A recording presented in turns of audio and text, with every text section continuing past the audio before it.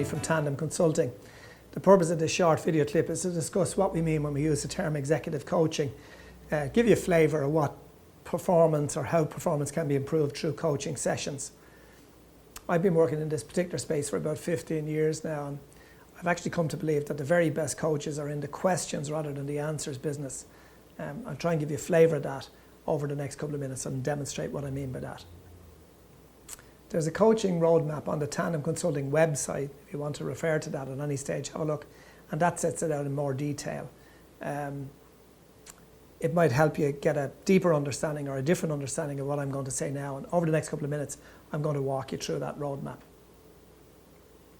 If we look under the bonnet of what executive coaches actually do to try and make it a little bit more concrete, I normally follow a sequence of about 7 areas that I look at. Now everybody is different, and we don't follow a cookie cutter list of questions, but this will give you a flavour of the type of questions that we might explore together. People want different things. Some people come with very specific needs, and we might focus in on that, and we may not cover off on all the 7 areas. Other times it's more broadly based. Normally I kick off looking at the person's current job, an understanding of the current role, what it is that you do, what you like about it, get you to describe it in a way, and in a sense I'm assessing whether you describe that in a happy or an upbeat way. Are there elements in the current job that frustrate you?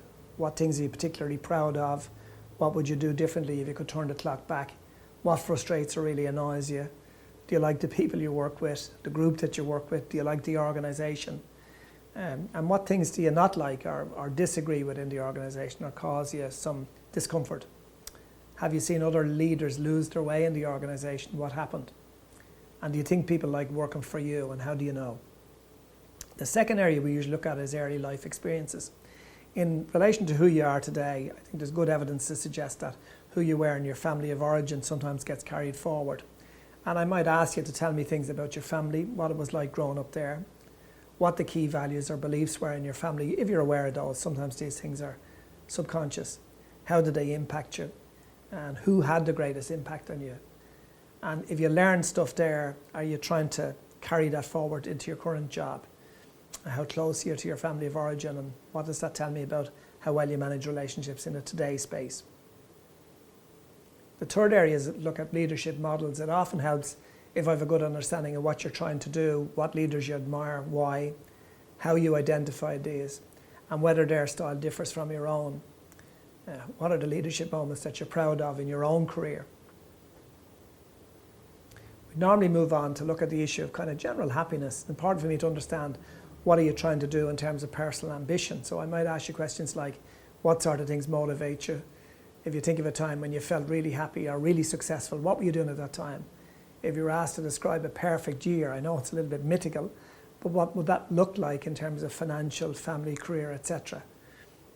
And how well have those been articulated, and would you want to articulate those even stronger than they are now? What's next for you? And what legacy would you like to leave behind if you were doing that? Usually that helps me develop some questions around development needs. Look at uncovering a person's development needs by asking them what are their key capabilities. How do they learn best? By doing, by reading, by formal training. And it helps me to get a grip on what the real development needs are. How do you know?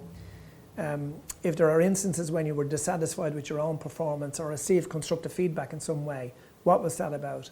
And what are you doing now to consciously develop your own abilities, and in what space? And if you could change 1 or 2 things about yourself, and I suppose we're all flawed diamonds, what would they be?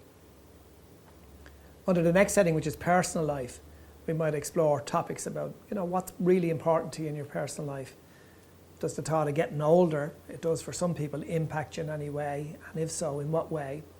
In terms of friendships, how solid is your external network? Are you spending the correct amount of time on things in your life that are important to you? How do you stay grounded? Will your life and commitments change as you get older? Do you see that changing? And what sort of trade-offs are you making at the moment? It's a final point I'd like to say. It's important to stress that coaches shouldn't anyway, I don't think, have any particular value judgments that they're trying to impose on the clients. Someone might be interested in extrinsic rewards like money, power, recognition, or social status, and that's what works for them. Other people might express almost more intrinsic values around personal growth or doing a good job or coaching or helping others, feeling that somehow they're making a difference. A coach's job is to help you uncover your goals, not to impose the coach's value on you. So in this brief clip, I hope you got a bit of a flavour for some of the questions we might explore if we got a chance to work together. Thanks for listening.